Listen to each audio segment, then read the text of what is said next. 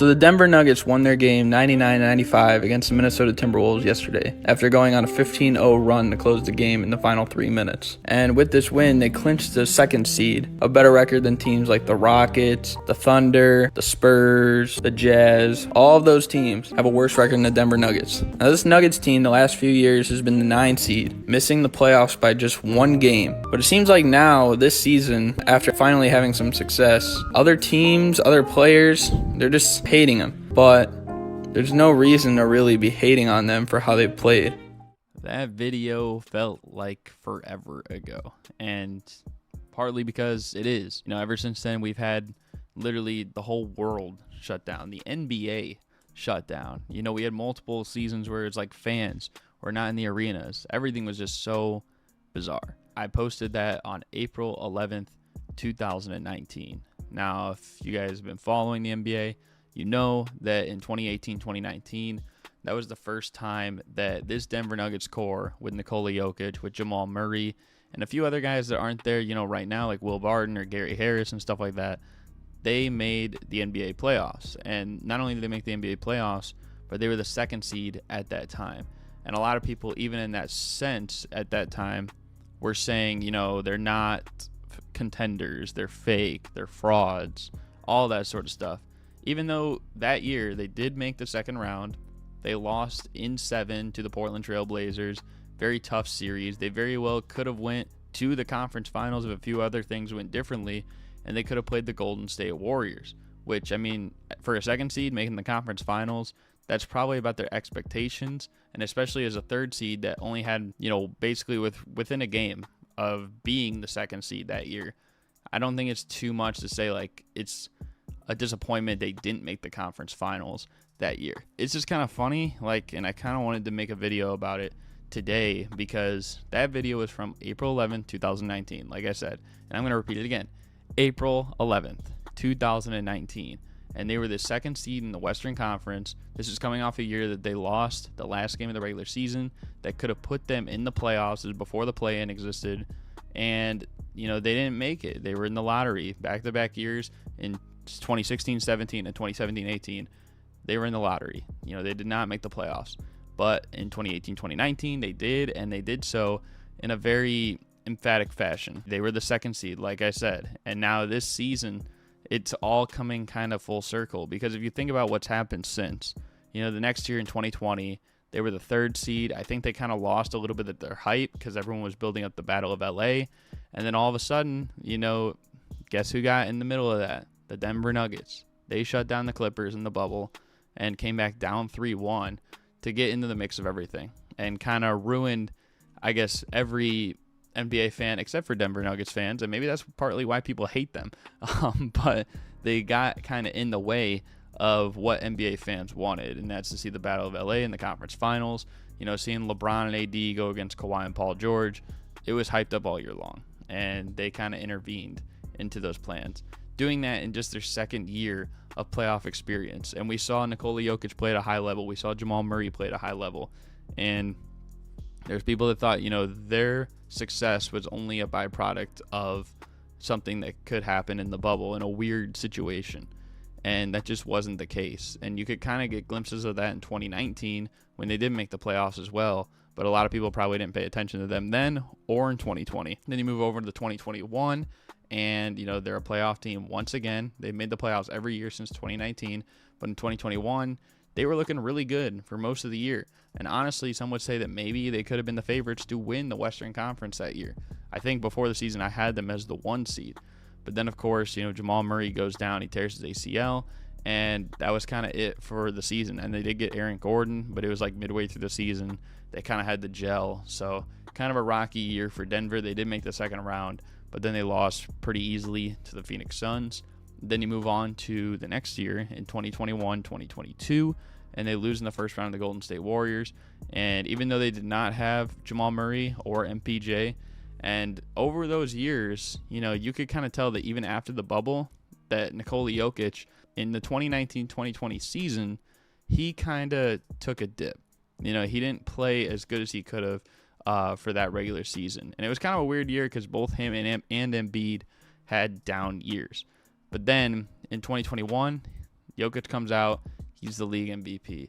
2022, he comes out, he's the league MVP. And a lot of people were saying, you know what? We don't care that he's the league MVP. He can be league MVP for the next 10 years, but he's going to have to start winning. He's going to have to start proving it. Right now he's just kind of looking like a fraud.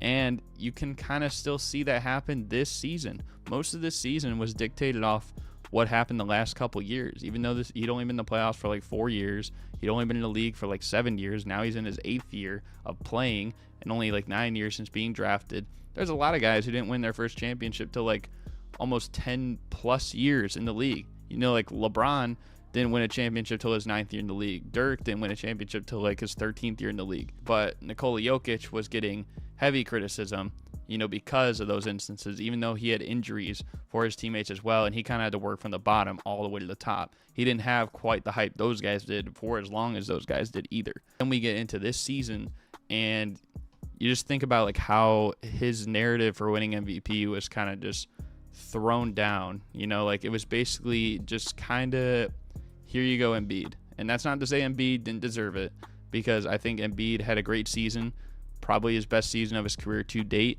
and he was a worthy MVP, as was Nikola Jokic. I wouldn't have been upset if either of them got it, really. And I'm not upset that Embiid did.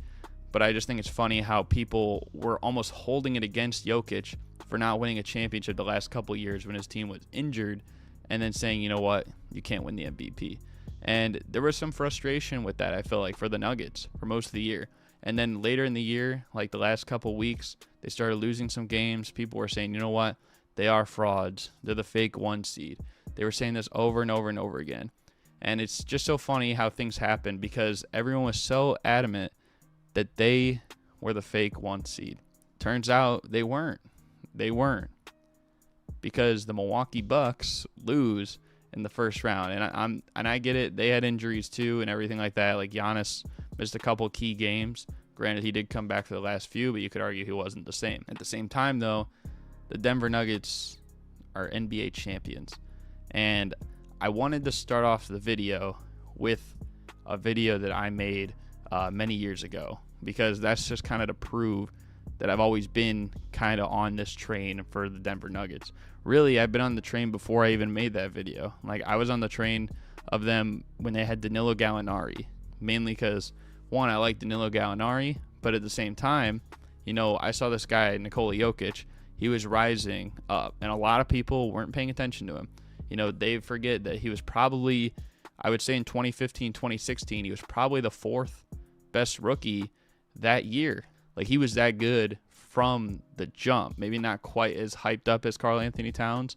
Maybe he didn't have as much hype early on as Kristaps Porzingis, but eventually he got there, and now he's exceeded expectations, and now, he's the best player in the world right now. Same thing with Jamal Murray being someone who a lot of people kind of thought was an afterthought at that time. They had so many guards in Denver early on, from Jameer Nelson to Emmanuel Mudiay, and he kind of had to work his way up that chain of so many guards, and sure enough, he did. Just thinking about where they've come from, and even though I was saying years ago that, hey, you shouldn't hate on the Denver Nuggets. You hate on them maybe because they're a small market, or you hate on them because you think they're boring. Personally, for me, like after watching them a lot over the last 5, 6, 7 years, I don't find them boring. A lot of people think you got to get rid of your core like instantly. You got to get rid of your coach instantly. If things aren't working out, you got to make a change instantly. But there's some certain cases where that just isn't how it's supposed to be. Sometimes there needs to be a trust level, and that's what the Denver Nuggets have done.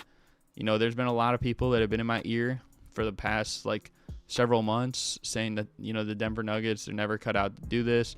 They always sell in the playoffs, which is kind of weird because the 2 seed and the 3 seed, the next 2 best teams in the Western Conference this year, lost in the first round. And I understand from the Kings' perspective, they made the playoffs for the first time in forever. They didn't have as much experience as like the defending champions.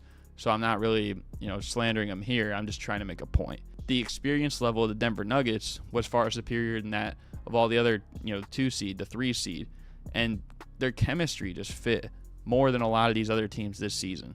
Overall, my point is that even back then, when I was saying why you should not hate on the Denver Nuggets, I don't think you should hate on the Denver Nuggets even right now.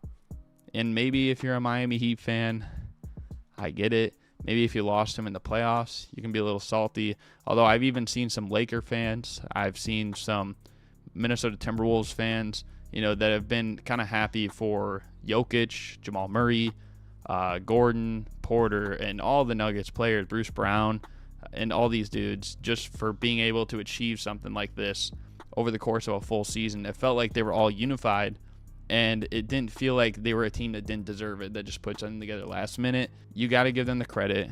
Where do they deserve it?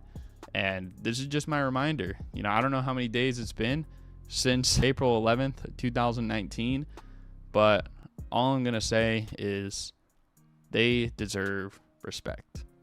And now they are NBA champions, so hopefully they will get that respect. So hope you guys enjoyed this video. If you did, be sure to like, comment, subscribe. I know this is kind of a different video from a lot of them, but it is what it is. Trying new things out here. But I think that's going to do it for me. Again, thank you guys for watching, and I'm out. Peace.